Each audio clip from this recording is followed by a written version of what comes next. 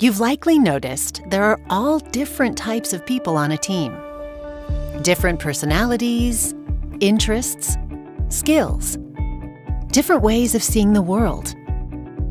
It was the profound differences between Swiss psychiatrist Carl Jung and his colleague Sigmund Freud that led to Jung's influential theory of psychological type. A variety of scholars have built on Jung's type theory: Catherine Briggs and Isabel Briggs Myers, David Keirsey, and Linda Behrens. And now the work continues with all types. Drawing from both classic and contemporary theory, All Types explores who you are by asking 4 fundamental questions about human nature. Where do you get your energy? What do you pay attention to? How do you make decisions? And how much structure do you need? So, where do you get your energy? From the external world or the internal world? Extroverts focus on the external world and get their energy by interacting with others. They're sociable and like meeting new people. Extroverts are talkative. They tend to think out loud, processing information best when they can talk it out with someone. Introverts tend to be quiet and reserved. They need time on their own to process information. For an introvert, it's all about the inner world of thoughts and ideas, and they get their energy from those quiet moments of solitary reflection.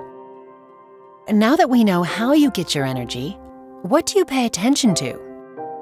How do you take in information? Do you prefer the concrete world of the senses or the abstract world of ideas? People who are sensing tend to be practical and trust concrete information they receive through their 5 senses. So, for example, if they were asked to describe a lemon, they might say, it's yellow, smells citrusy, and tastes sour. The information is factual and focuses on what a lemon is. People with an intuiting preference see things a bit differently. They tend to focus on what could be. They don't see a lemon.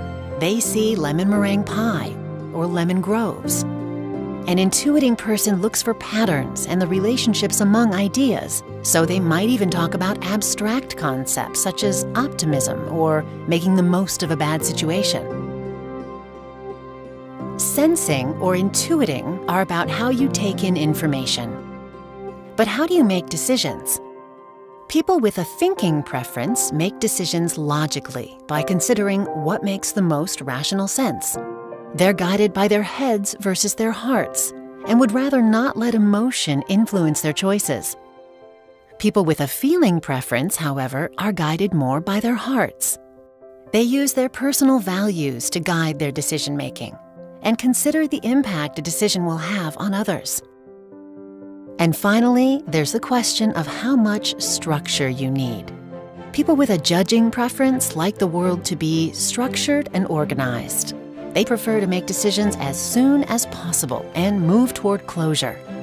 People with a perceiving preference would much rather keep their options open so they can jump on new opportunities.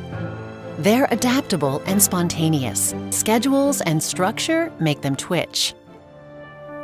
These are 4 fundamental dimensions of human nature, divided into 8 preferences. But just because these preferences are on opposite sides of a continuum doesn't mean people are either one or the other. So the question isn't which one am I, but which one is more comfortable. And if you look along the continuum, you're going to have a range of comfort.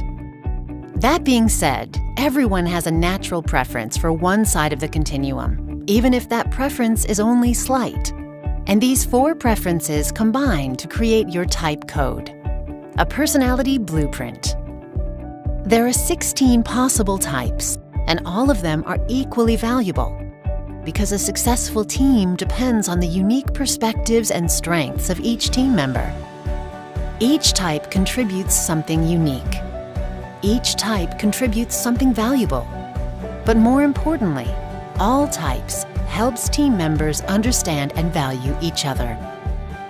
After all, a team takes all types.